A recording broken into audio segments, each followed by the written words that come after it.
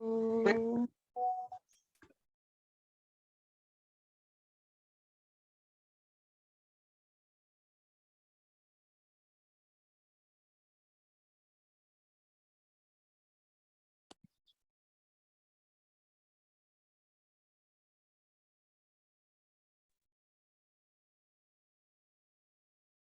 hasta que esta aplicación.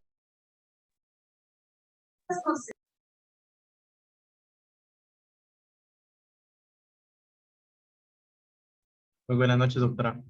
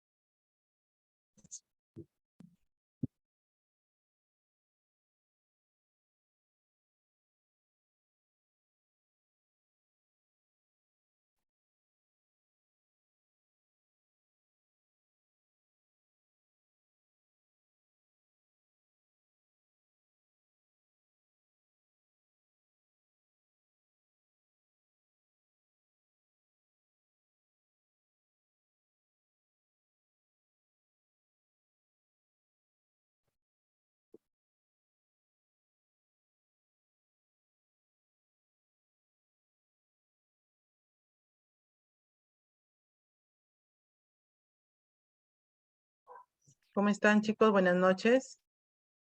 ¿Se me escucha, por favor? Hola, buenas noches. ¿Me escuchan? Sí, doctora, buenas noches. Doctora, buenas noches. Ok. Hola, ¿qué tal? Buenas noches. Voy a compartir un ratito las diapositivas. Perfecto.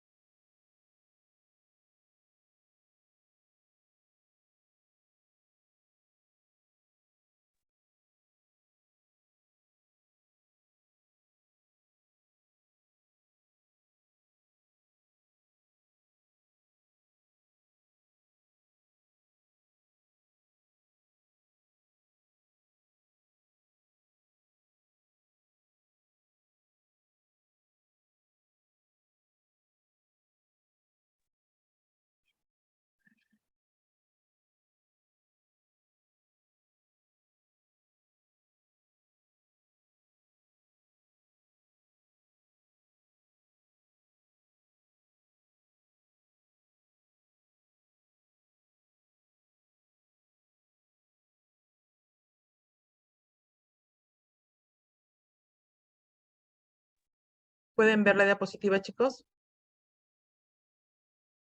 Sí, doctora. Sí, doctora.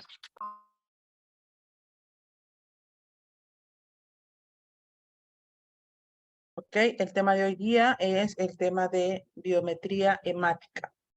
En su libro también lo pueden encontrar como citometría hemática o también lo pueden encontrar como hemograma, ¿no? Que es uno de los exámenes más frecuentes que solicitamos a nuestros pacientes, junto con el examen de orina y junto con la bioquímica hemática. Entonces, el hemograma vamos a dividirlo en 3 etapas, en tres partes, de la serie roja, la serie blanca y las plaquetas. ¿Okay? El día de hoy vamos a estudiar acerca de la serie roja. Recordemos que la hematopoiesis se desarrolla en 2 compartimentos, uno central, que es la médula ósea, y otro donde se van a encontrar los progenitores y los precursores, y otro compartimento que es un compartimento periférico, que se refiere pues a la sangre.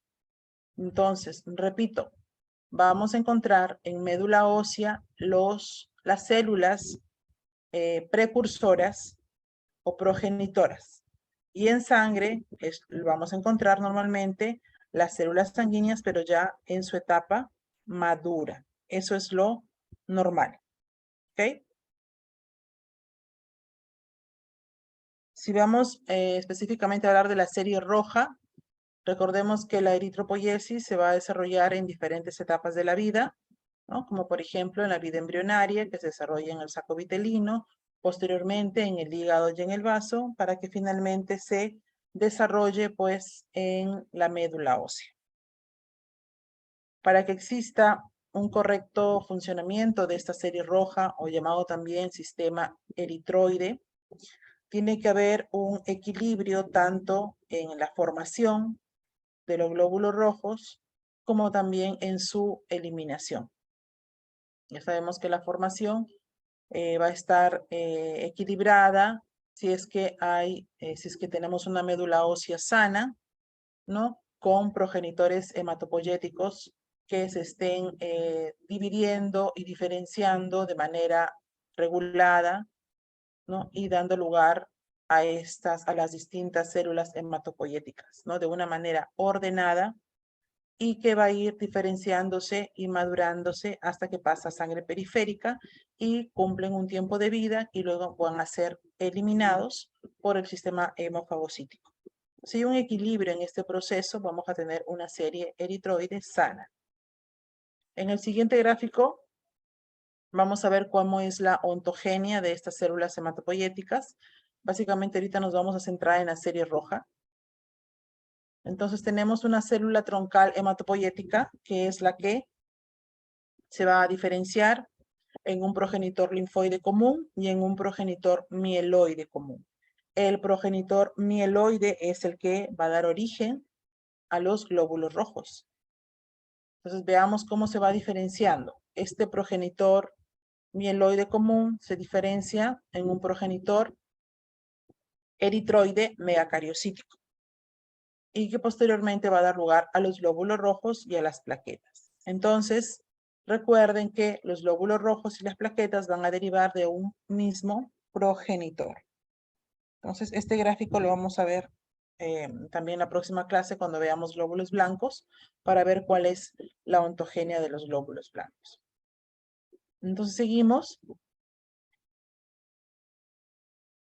con la serie roja. Aquí vemos, por ejemplo, cómo es que estas células van a ir madurando. En la parte superior tenemos a la célula más inmadura y en la parte inferior tenemos ya al eritrocito.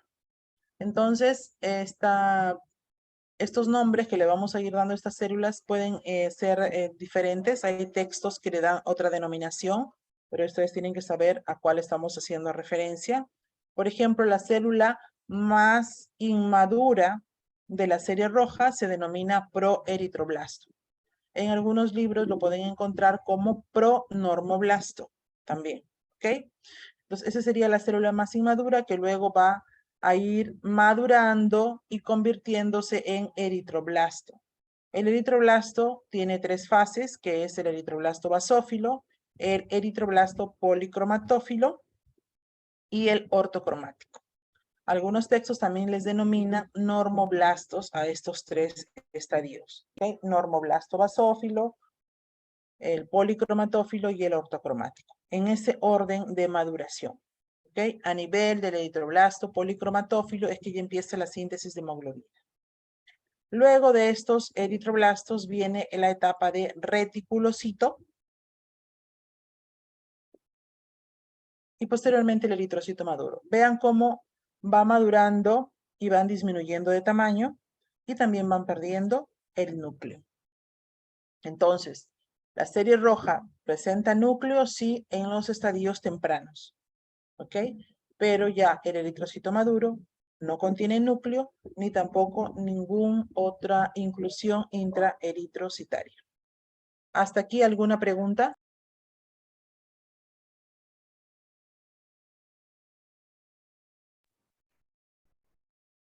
Doctora, buenas noches. ¿Me escucha?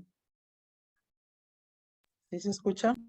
Sí, las 3 fases del eritrocito basófilo era policromatófilo, ortocromático, ¿y el otro cuál era?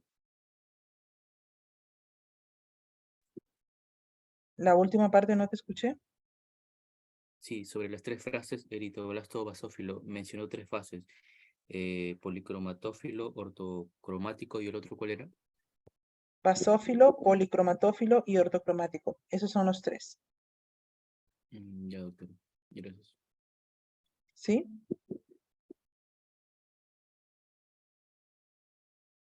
¿Alguna otra pregunta?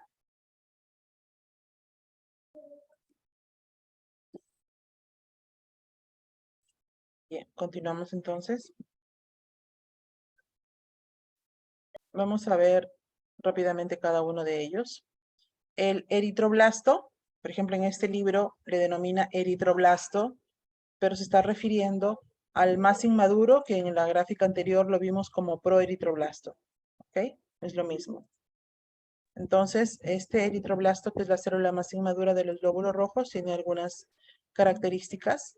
Adrián Sen Guevara, lee por favor.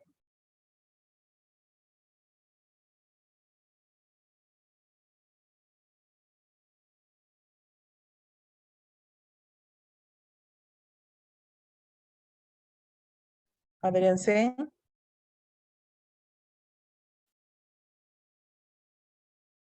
Adrián Sen se encuentra. Guillermo Díaz, lea por favor.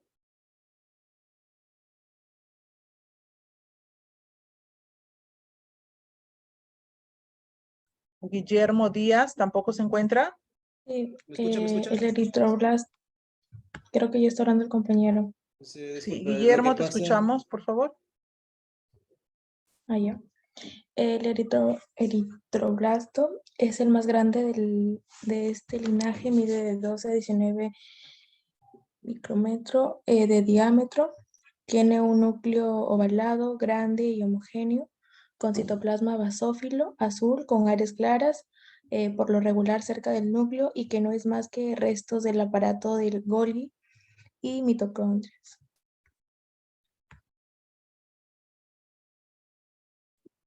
Ok, ahí entre paréntesis dice pronormoblasto.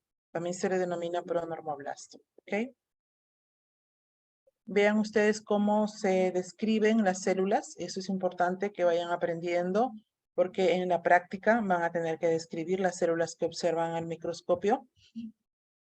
Tenemos que describir la célula según su tamaño, su forma, también según su citoplasma, en la coloración del citoplasma, si tiene contenido dentro del citoplasma, si hay presencia de gránulos, también describiremos sus gránulos. Luego nos pasamos al núcleo, vamos a describir cuáles son las características de su cromatina nuclear, que es muy importante, porque eso nos ayuda a diferenciar los diferentes estadios de maduración. ¿Ok? Entonces vean ustedes cómo van describiendo cada una de las células. Luego pasamos al siguiente estadio, que es el normoblasto basófilo. Seña Correa, lea por favor. Sí, doctora. El normoblasto basófilo, aquí disminuye su tamaño de 12 a 17 micras de diámetro. El núcleo es relativamente grande, la cromatina nuclear se aglomera, dando un aspecto de rueda de carreta y con citoplasma basófilo. Desaparecen los nucleolos. Normoblasto inicial.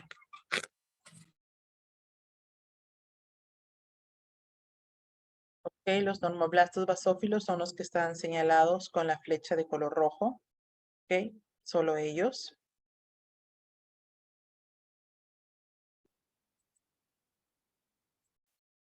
Vamos al siguiente estadio de maduración. Dime, Adrián C. Sí, disculpe, doctor. Lo que pasa es que me he llamado y justo como recién había llegado de viaje hace rato, me había olvidado de poner el micro. Te escuchamos, lee la siguiente diapositiva. Ya, ¿esa diapositiva? Sí, esta. Ya. Normoblasto policromático, mide de 8 a 14 micras de diámetro. Tiene un núcleo más concentrado, casi negro, con citoplasma menos basófilo, casi púrpura, el cual se torna más acidófilo a medida que la célula madura porque empieza a aparecer la hemoglobina. La cromatina está dispuesta en grumos, normoblasto intermedio, entre paréntesis. Según lo que ha leído su compañero, ¿cuál de las células que están aquí en la imagen sería el normoblasto policromático?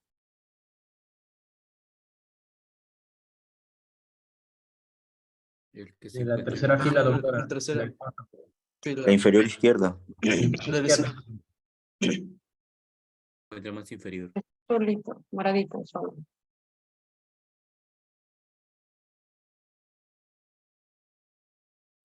Su La que no compañero consigue dijo aquí. cromatina dispuesta en grumos. ¿Cuál tiene la cromatina dispuesta en grumos? ¿Este que está solito acá? ¿Este No, tiene la cromatina no, nuclear como grumos? No, no no, es doctora. cierto. No. Intermedio. Este Ese justamente es es el que no intermedio. es. Ah, Este sí. es el que no es. Estos cuatro son los policromáticos, ¿ya?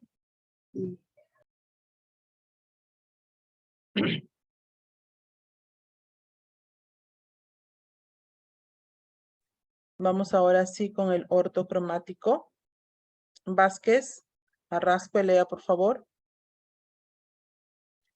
Normoblasto ortromático. Tiene un diámetro de 8 a 12 micras, con un núcleo pequeño y puede presentar todavía una cromatina aglomerada muy gruesa que desaparece a medida que el núcleo se achica y eventualmente queda como una masa negra azulada sin estructura. Al madurar la célula, el núcleo suele ser excéntrico y desaparece con extrusión, fragmentación o disolución. Normoblasto tardío.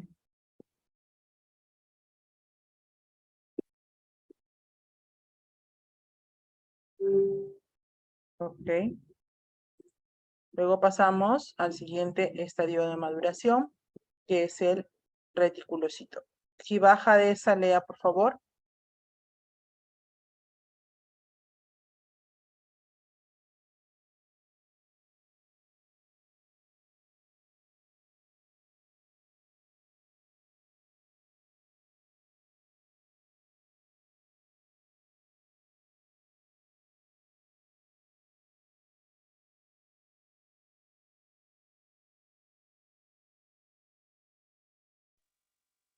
Doctora, disculpe, ¿puedo leer?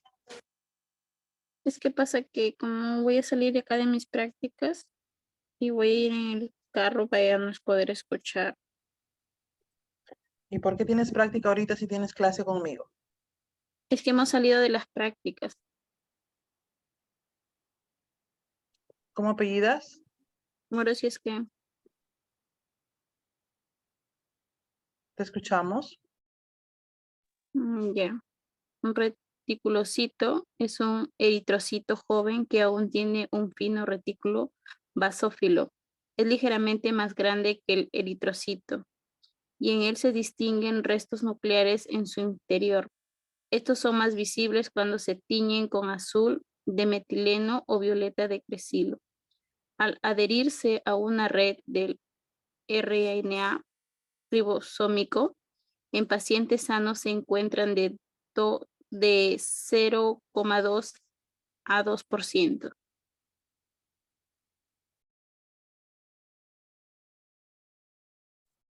Ok, entonces para poder observar el reticulocito, nosotros tenemos que utilizar una coloración especial.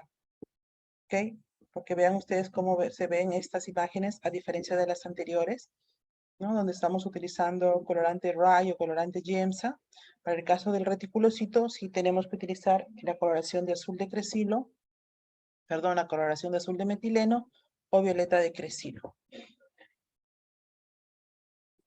Hasta llegar al glóbulo rojo maduro, ¿no? Que es el eritrocito, que tiene las características de ser bicóncavo, que tiene las características pues, de ser una célula que no tiene núcleo, que no tiene contenido intracitoplasmático y que tiene una palidez central característica y que mide aproximadamente 7 micras de diámetro.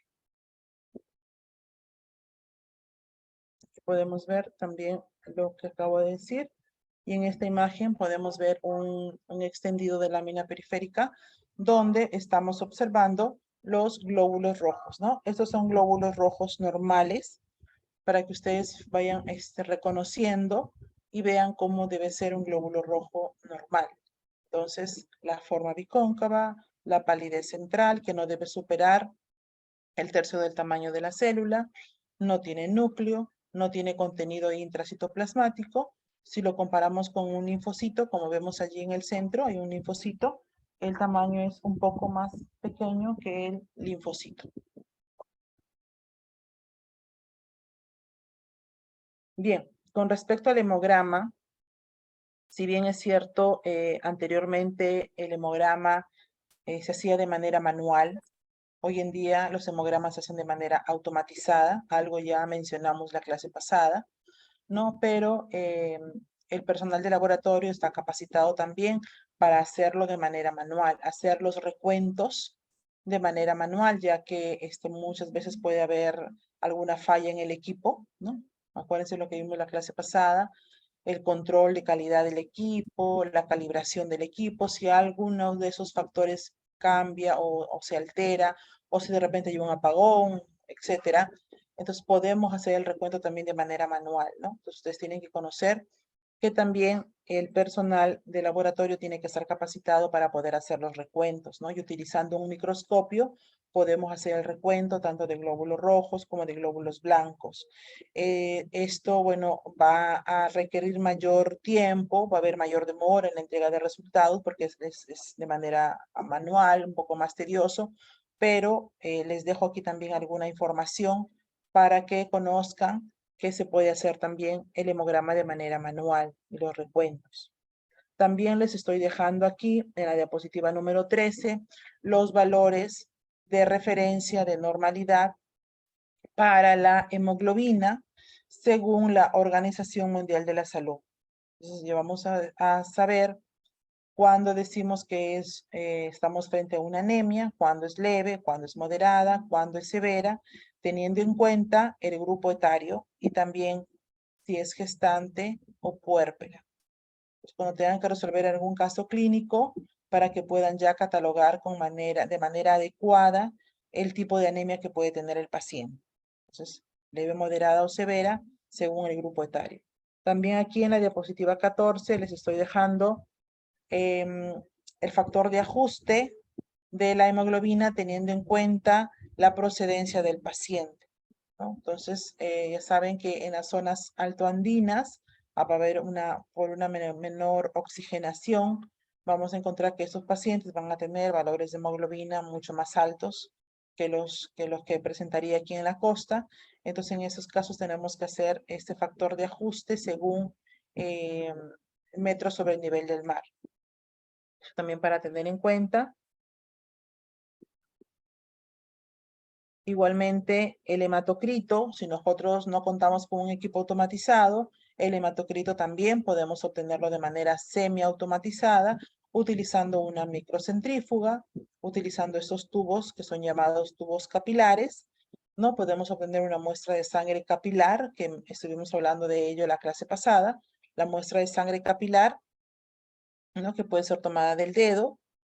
Llenamos un tubito de estos, que son unos tubitos capilares, tubos de vidrio, se centrifuga y luego podemos, con ayuda de una tabla, saber cuál es el porcentaje de hematocrito que tiene el paciente.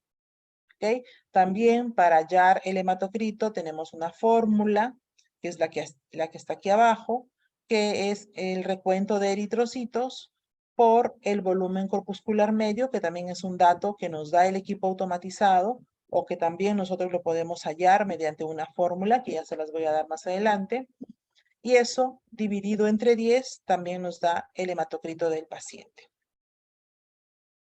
Aparte de los recuentos, el hemograma automatizado nos da mucha otra información. Tenemos que conocer que hay equipos automatizados, analizadores automatizados para hemograma, que van a ser de diferente tipo de tecnología, ¿no? Y dependiendo del tipo de tecnología que se esté utilizando, vamos a tener mayor o menor cantidad de parámetros que nos pueden dar estos equipos, ¿no? Por ejemplo, acá en este cuadro les estoy colocando todos los parámetros, toda la información que nos da un hemograma, dependiendo del tipo de hemograma con el que estemos trabajando, ¿no? Que puede ser, según su tecnología, hemogramas desde tipo 1 hasta tipo 6.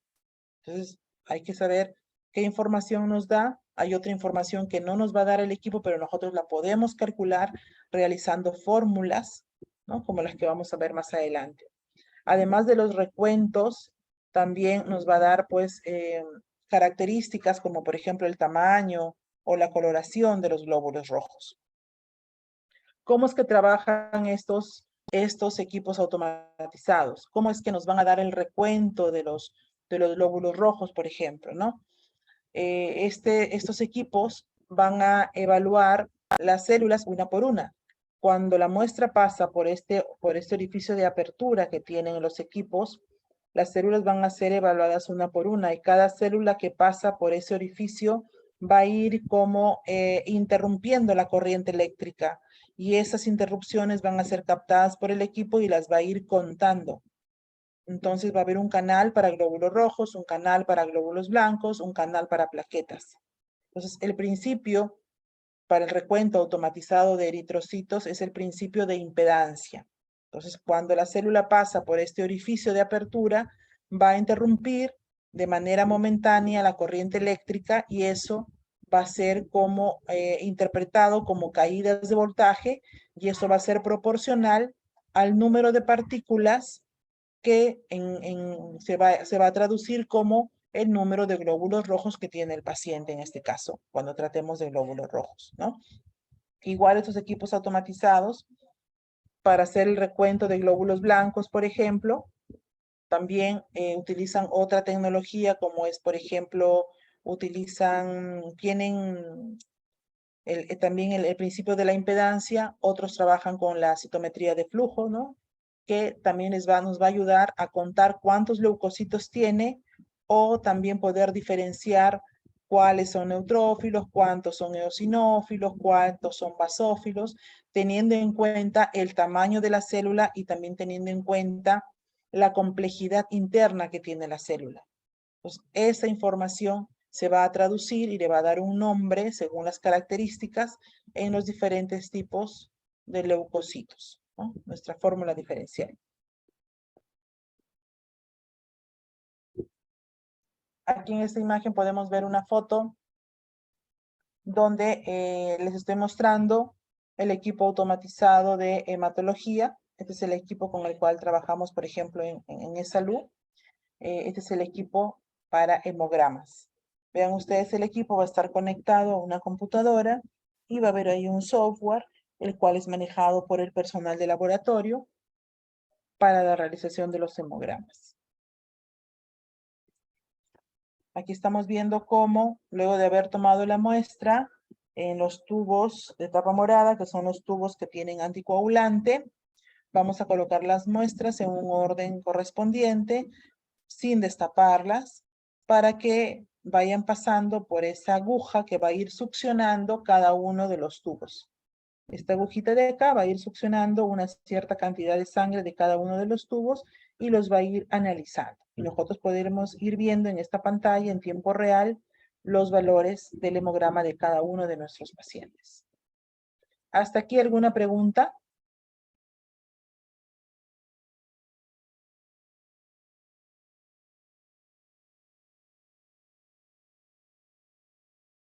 No, doctora, ninguna. No, doctora.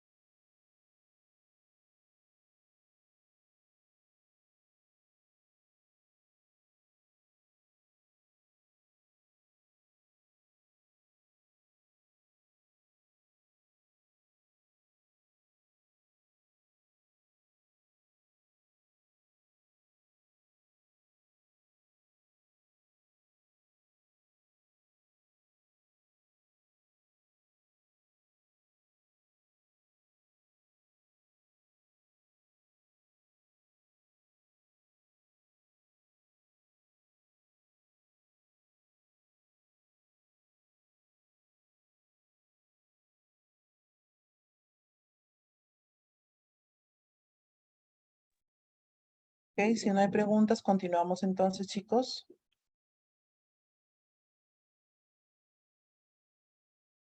Además de los recuentos automatizados que nos puede dar el equipo, también nos da otros valores, que son las constantes corpusculares. Ahí tenemos las tres principales que necesito que aprendan. Son el volumen corpuscular medio, la hemoglobina corpuscular media y la concentración de la hemoglobina corpuscular media, que también son datos importantes de los glóbulos rojos. Si el equipo automatizado no nos da estos valores, nosotros también podemos calcularlo utilizando algunas fórmulas que ya lo vamos a ver aquí en las diapositivas siguientes. Por ejemplo, el volumen corpuscular medio. Braulio Fernández, lea por favor. Sí, doctora. Volumen corpuscular medio, ¿no? Ofrece una información sobre el volumen promedio de los eritrocitos. Los valores de referencia son de 82 a 95 femtolitros. Bien, el valor no puede ser obtenido a partir del histograma de distribución del volumen de los eritrocitos o medido directamente mediante la técnica de dispersión de la luz láser, ¿no? Y bueno, la fórmula para hallar es hematocrito por 10 sobre eritrocito, en millones.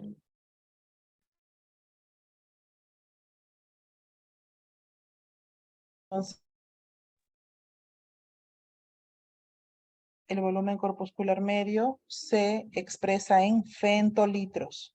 Si el equipo no me procesa, porque de repente es un equipo de tecnología antigua, yo puedo calcularlo multiplicando hematocrito por 10 entre el recuento de eritrocitos. ¿Ok? Ahora vamos a ver la siguiente constante corpuscular, que es la hemoglobina corpuscular media.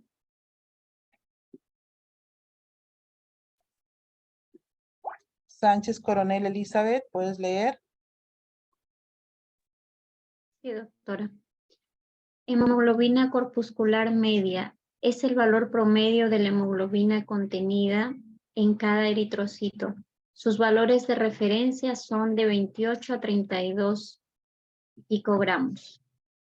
Se calcula a partir del valor de hemoglobina y del recuento de eritrocitos. Valores menores a 27 picogramos se observan en anemias microcíticas, mientras que valores mayores a 35 picogramos son típicos de anemias macrocíticas. Hemoglobina corpuscular media igual a la hemoglobina por 10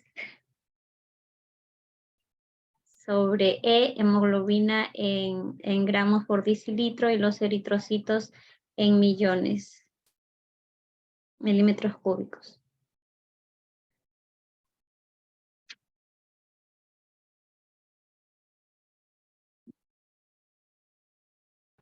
Muchas gracias. Entonces, hemoglobina corpuscular media lo expresamos en picogramos. ¿Ok? Y es importante, ¿no? Sobre todo en pacientes que tienen anemia y observamos al microscopio, por ejemplo, glóbulos rojos hipocrómicos, nos puede ayudar también revisando las constantes corpusculares, como la hemoglobina corpuscular media y también como la concentración de la hemoglobina corpuscular media, para corroborar, ¿no? Alguna observación que estemos viendo directamente con el microscopio en las células. Igualmente, el volumen corpuscular medio nos va a ayudar si nosotros observamos al microscopio células, glóbulos rojos que están más grandes de lo normal, por ejemplo, glóbulos rojos macrocitos. También, si hay alguna duda, también podemos corroborar con este valor, con el valor del volumen corpuscular medio, y así poder hacer, ¿no? la correlación y confirmar nuestras sospechas. Entonces, la concentración de la hemoglobina corpuscular media. Cabrejos Ramos, lea por favor. Concentración de la hemoglobina corpuscular media. Se refiere a la concentración promedio de hemoglobina por mililitro de eritrocitos. En adultos los valores de referencia son de 32 a 36 gramos por decilitro.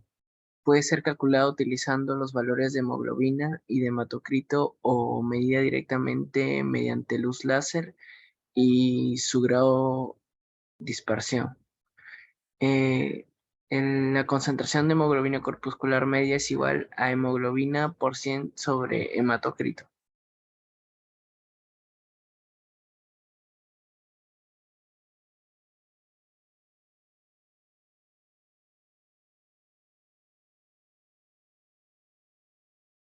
Ok, gracias.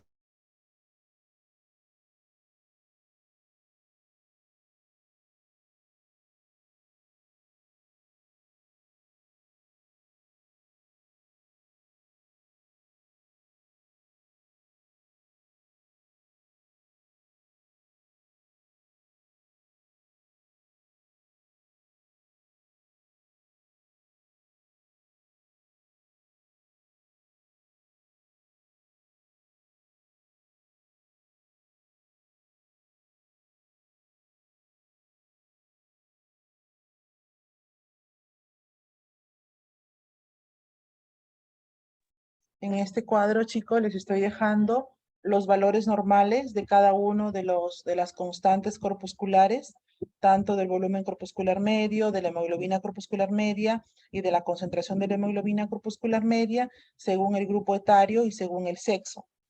Entonces, el volumen corpuscular medio en femtolitros, la hemoglobina corpuscular media en picogramos y la concentración de la hemoglobina corpuscular media que se puede expresar en miligramos por decilitro o en gramos por litro. ¿Ok? Aquí le dejo esto. Ahora, ¿por qué es importante tener en cuenta estas constantes, ¿no? Eso nos va a servir para catalogar el tipo de anemia que tenga el paciente, ¿no? Por ejemplo, el volumen corpuscular medio nos va a ayudar a establecer si la anemia es macrocítica o microcítica. Y según eso hacemos nuestro diagnóstico diferencial. Igual, la concentración de la hemoglobina corpuscular media nos va a ayudar a decir si es una anemia normocrómica o hipocrómica, también que nos ayuda a hacer nuestro diagnóstico diferencial. Así como también es muy útil conocer el recuento de reticulocitos del paciente, y eso también lo podemos cruzar con la constante corpuscular, como por ejemplo con el volumen corpuscular medio, y nos va a ayudar a saber no solo el tamaño de los glóbulos rojos en este paciente con anemia, sino también nos va a ayudar a saber si está funcionando adecuadamente la médula ósea, ¿no? Si es una anemia regenerativa o arregenerativa, teniendo en cuenta los valores del recuento de los reticulocitos. Que acuérdense que los reticulocitos son células inmaduras que van a, si la médula está funcionando adecuadamente y en respuesta a un descenso de la hemoglobina, para tratar de compensar esa oxigenación a los tejidos, empieza pues a producir mayor glóbulos rojos y podemos encontrar estos elementos inmaduros en sangre periférica que son los reticulocitos. Es por eso que es un dato importante para saber si es una anemia de tipo regenerativa o arregenerativa. Ahí está los diferentes tipos de anemia, teniendo en cuenta el volumen corpuscular medio y el recuento de reticulocitos y con qué enfermedades hacer nuestro diagnóstico diferencial. Vamos a ver ahora qué alteraciones morfológicas podemos encontrar en los glóbulos rojos y que podemos observar a través del microscopio.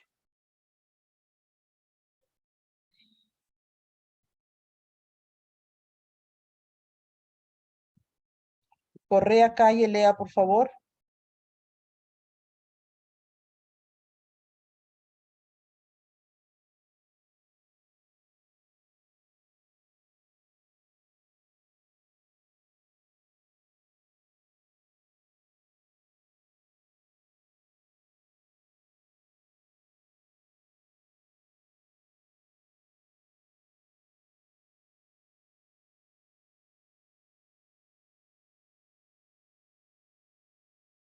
Correa, Calle, ¿no se encuentra? ¿Me escucha, doctora? Sí, ahora sí. Ah, ya. Lea por favor. Ya. Con respecto a las alteraciones de los hematíes, bueno, encontramos alteraciones ya sea por su tamaño, forma, color, inclusiones intraeritrocitarias.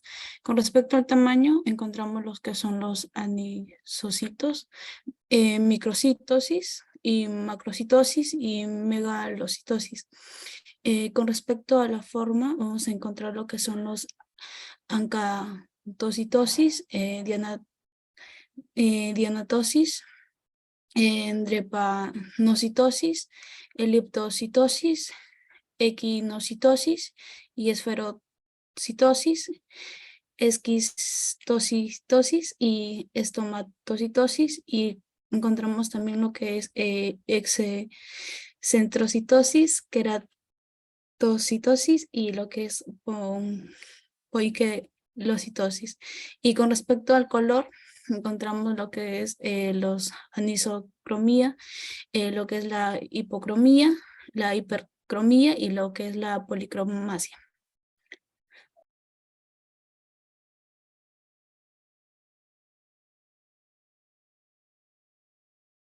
Ok, gracias. Vamos a tratar de ver hoy día los más frecuentes. Ok, por ejemplo acá, ¿qué es lo que les llama la atención en estos glóbulos rojos? La diferencia de tamaños, doctora.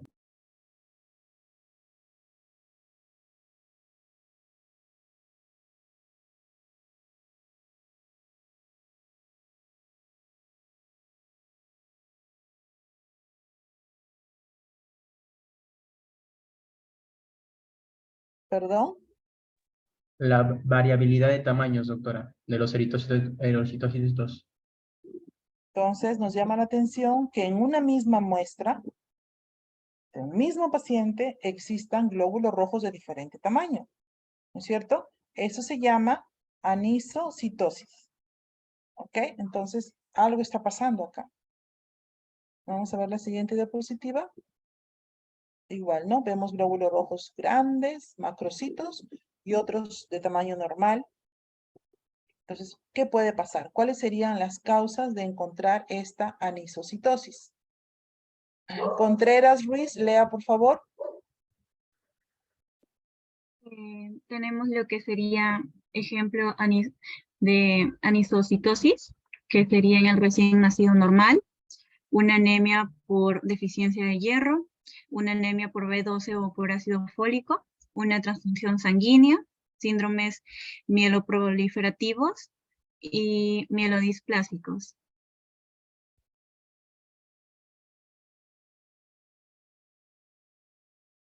¿Por qué en un recién nacido normal podemos encontrar anisocitosis?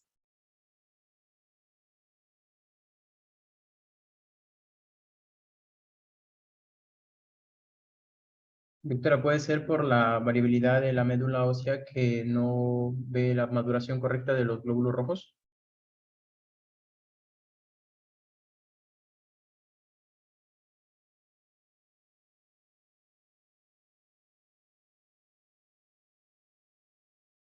¿Alguna otra idea?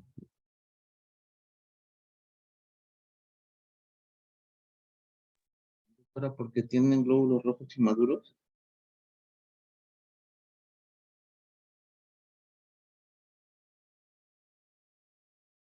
En el caso del recién nacido normal, acuérdense que durante el parto puede haber paso de la sangre materna al niño. Entonces, si nosotros le hacemos una lámina periférica al recién nacido, vamos a encontrar glóbulos rojos de la madre y también de él. Entonces, es normal que encontremos glóbulos, dos poblaciones en el recién nacido sano. Eso no significa patología, ¿ok? Lo mismo pasa con los pacientes que han recibido transfusión sanguínea. También estamos viendo dos poblaciones celulares. ¿Ok? Conforme, doctora. Continuamos. Si lo que predomina son glóbulos rojos grandes, diremos macrocitos. Si lo que predomina son glóbulos rojos pequeñitos, diremos microcitos. ¿Ok? Pero si encontramos ambos, decimos anisocitosis. No se olviden. ¿Ya? Aquí tenemos microcitos. ¿En qué casos encontramos microcitos y en qué casos encontramos macrocitos? Otra alteración también es el punteado basófilo. ¿Será normal encontrar? García Palacios, lea por favor. Ya, punteado basófilo. Gránulos basófilos por toda la célula indica una alteración en la eritropoyesis del RNA. Persiste ribosómico, protoporfirina residual, inmadurez evaluar con GIEMSA, coloración de Pearl, negativa a diferencia de los cuerpos de Pappenheimer.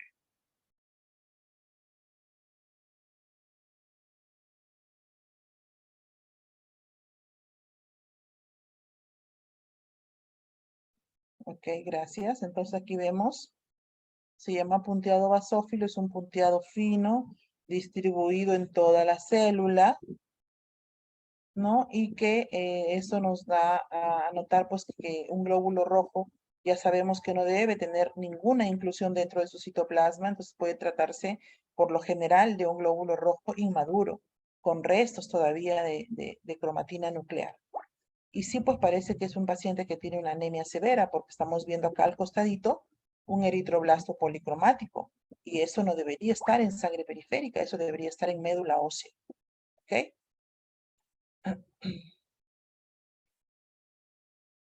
Aquí vemos otra imagen de punteado basófilo.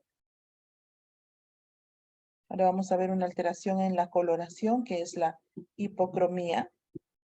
Bustamante Vázquez, lea por favor. Sí, doctora, buenas noches. Hipocromía.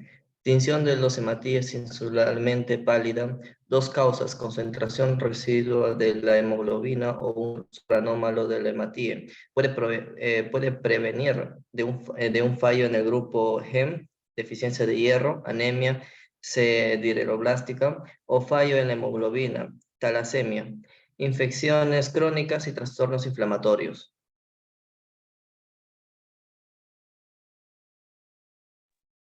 Ok, muchas gracias.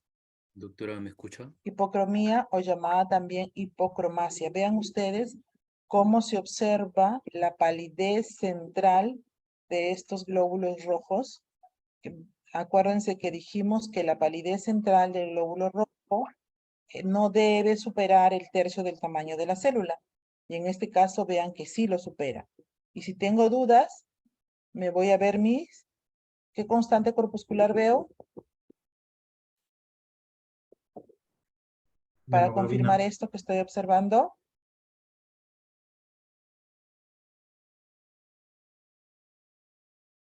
¿Recuerdan? Ahorita lo acabamos de ver.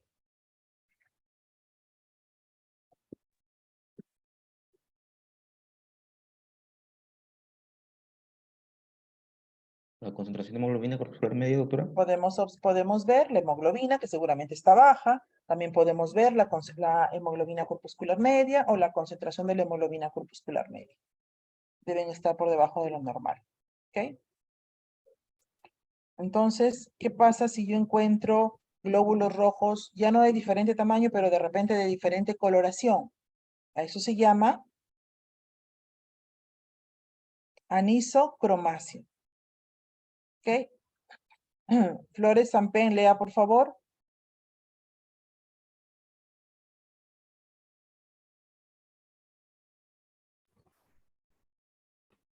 Anisocromasia.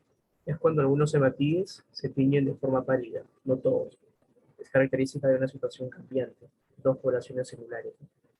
Desarrollo o resolución de una anemia ferropénica o en anemia de una enfermedad crónica. Anemia ferropénica post-transfusión sanguínea, o también hay casos en donde hay anemias sideroblástica adquirida con signo de mielociplasia, dos poblaciones hipocrómicas microcíticas y normocrómicas macrocíticas. Así como también en la talasemia, la anisocromasia es menos habitual.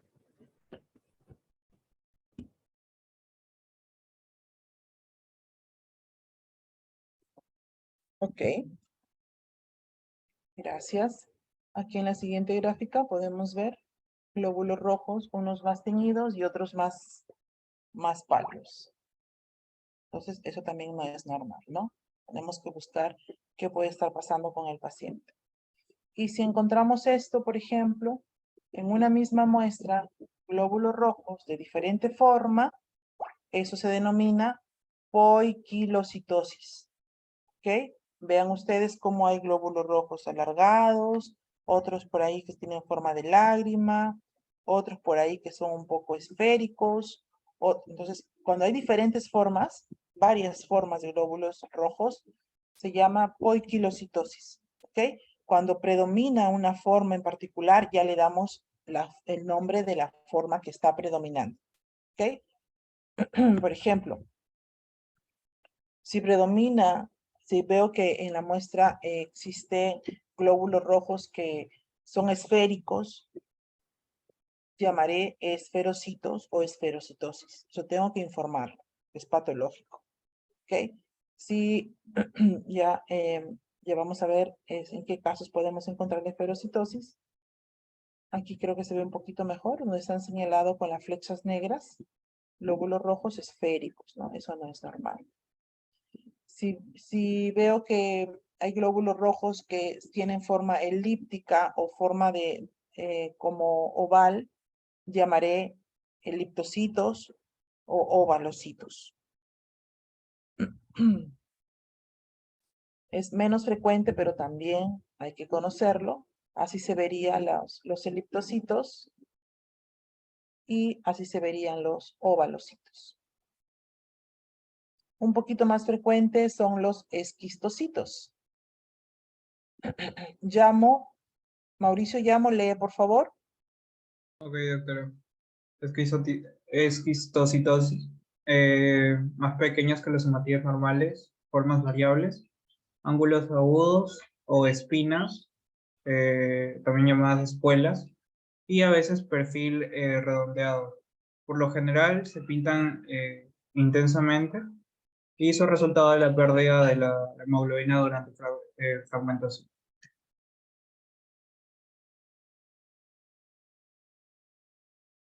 Ok, muchas gracias. Entonces, como ustedes ven en la imagen, se ven glóbulos rojos un poco como fragmentados, como que se han roto, y es muy frecuente, por ejemplo, en aquellos pacientes que tienen válvulas cardíacas protésicas. Si los glóbulos rojos al pasar por estas estructuras se rompen, se fragmentan y recibe el nombre de esquistocitos. ¿Ok? Ahí también lo pueden ver. Y las posibles causas.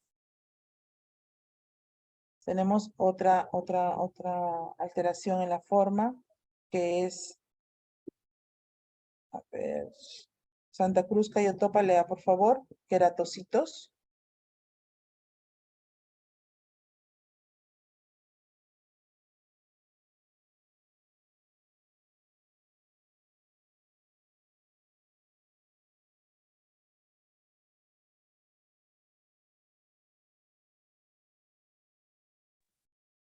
Sí, doctora. Queratocitos. Tienen pares de espículas, habitualmente uno o dos, formados por la eliminación de un cuerpo de Heinz o por un daño mecánico o extrusión del vaso. Células en casco y células en mordisco.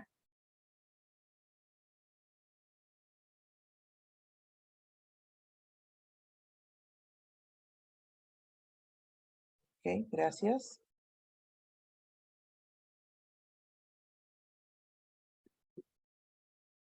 También podemos encontrar esta forma un poco estrellada. Rolando Espinal, por favor, lee acantocitos. Ya, doctora. Buenas noches. Acantocitosis, acantocitosis, disculpen. Número pequeño de espículas de longitud, grosor y forma variables dispuestas irregularmente sobre la superficie de la célula, asociado a metabolismo anómalo de los fosfolípidos y anomalías heredadas en las proteínas de los hematíes. Esplenectomía, hipoesplenismo, enfermedad hepática y déficit de B12 y folatos de neonatos.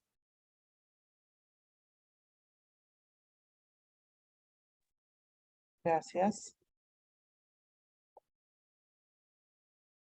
Menos frecuente, podemos encontrar la equinocitosis. Sánchez Serrano, lea por favor equinocitosis.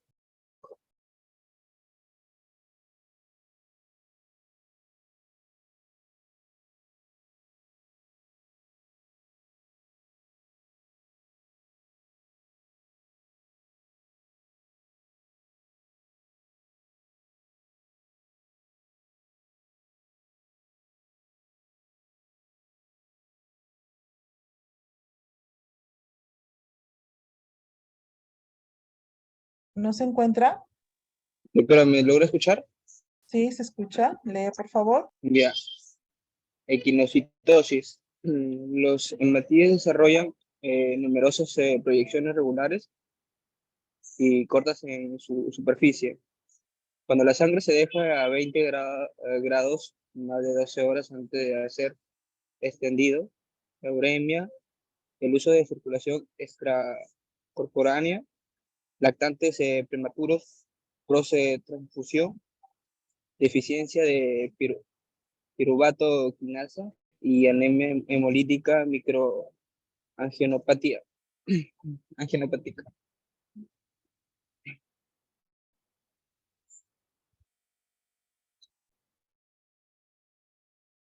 Muy bien, gracias. Entonces, esas son las alteraciones más frecuentes que podemos encontrar en la forma de los glóbulos rojos. No son las únicas, van a ustedes a encontrar en sus libros algunas otras más.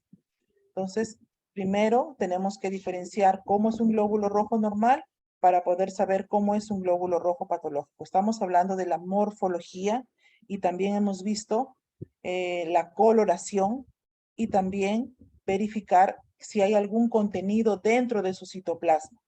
Los más frecuentes en la morfología son los que acabamos de ver. De que tenga algún otro contenido en su citoplasma, por ejemplo, tenemos los cuerpos de Howell-Joly. A diferencia del punteado basófilo, los cuerpos de Howell-Joly es único, ¿no? Ven ustedes este puntito negro que tiene acá dentro del glóbulo rojo, que realmente es un puntito no negro, sino de color púrpura. Cuando vemos esto, no decimos punteado basófilo, decimos cuerpos de Howell-Joly. Es importante también reconocerlo e informarlo, ya que tiene pues una correlación clínica, ¿no? Tenemos que ver con qué patologías podemos hacer el diagnóstico diferencial. Ahora, por acá hay otro, no me equivoco, más abajo los cuerpos de Pappenheimer, que también es importante reconocerlos. A diferencia del punteado basófilo, son mucho más grandes, mucho más burdos, mucho más gruesos. ¿Okay? También son varios dentro del glóbulo rojo, pero son mucho más grandes que el punteado basófilo. Entonces, generalmente esto lo observamos en aquellos pacientes que tienen sobrecarga de fierro. Ahora, ¿cómo es que nosotros expresamos lo que estamos viendo? Ya sea de la forma, del tamaño, etcétera. Así como informamos detalladamente describiendo lo que estamos observando, también tenemos que informar cuál es el grado de severidad de la alteración que estoy observando. ¿Y cómo se informa? Se informa por cruces, ¿no? En este caso les estoy mostrando unas recomendaciones, por ejemplo, chilenas, de cómo expresar esa severidad. Por ejemplo, acá toman en cuenta qué porcentaje de células tiene la patología y según eso le van a dar un grado, ¿no? Que puede ser una cruz, 2 cruces o 3 cruces. Por ejemplo, si la alteración que estoy observando es hasta un 10%, será una cruz. O sea, el 10% de los glóbulos rojos tiene esa patología, entonces será una cruz. Si es de 10 a 30%, será 2 cruces. Porque yo ¿Perdón? a veces no me pude sentar de ella porque yo me... A ver, cuidado con su audio, por favor. Repito, si es de 10 a 30% la patología, serán 2 cruces.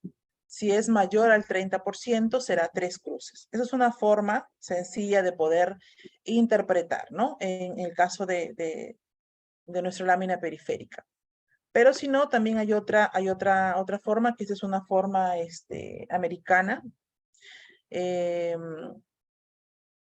donde toman en cuenta no solamente el porcentaje, ¿no? Por ejemplo, si estoy observando glóbulos rojos pequeños, microcitos, no solamente veo qué porcentaje de células estoy observando con la patología, sino que también puedo correlacionar con el volumen corpuscular medio, ¿no? Y eso me va a dar como un poquito más de objetividad en el momento de decir es una cruz, 2 cruces. En este caso, en esta clasificación, en esta recomendación, me da hasta 4 cruces. de 1 hasta 4 cruces, ¿no? Generalmente estas son las tablitas que usamos en ESALU, ¿no? Donde las que utilizo yo para guiarme y formar mis láminas periféricas, ¿no? El porcentaje, en el caso del, perdón, los glóbulos rojos, por ejemplo acá ya vimos los macrocitos. En el caso de los poiquilocitosis también hasta 4 cruces. En el caso de las células en diana. ¿Qué más les he puesto acá? En el caso de la policromasia, por ejemplo, en el caso de la policromasia, cuando vemos coloraciones diferentes de glóbulos rojos, y como yo sé que eso depende de la presencia de glóbulos rojos inmaduros, en este caso yo también me puedo valer o guiar del recuento de reticulocitos para poder informar la severidad del problema, ¿no? Y también desde 0 hasta 4 cruces. Bien, esto no es para que se lo aprendan de memoria, ¿no? Esto es para que se guíen en el momento de que van a informar su lámina periférica, ¿no? Eso les puede servir para cuando estén ustedes trabajando, ¿no? ¿Alguna pregunta, chicos? ¿Alguna duda?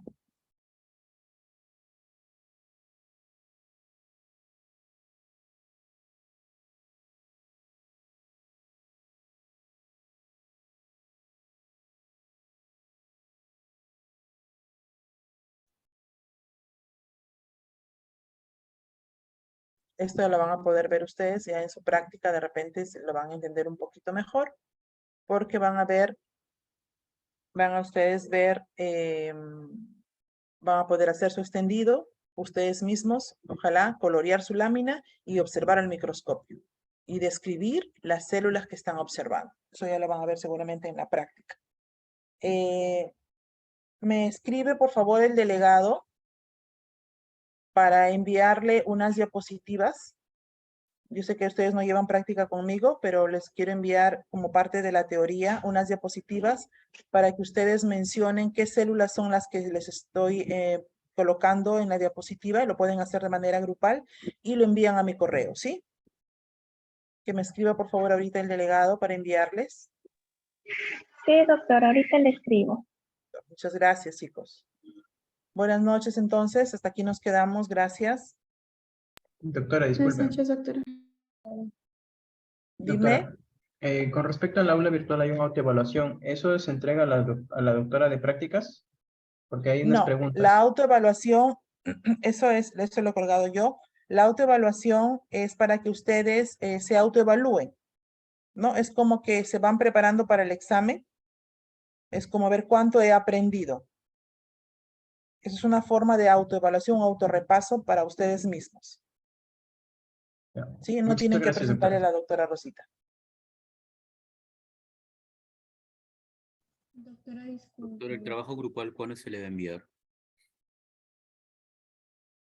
Lo pueden enviar hasta el próximo lunes. Y si tienen alguna duda, el martes lo resolvemos juntos. ¿A su correo o al aula virtual? A mi correo. Ahorita se lo paso a la delegada también, ¿sí? Sí, sí, gracias, doctor. Listo. Hasta luego, Muchas chicos. gracias, doctora.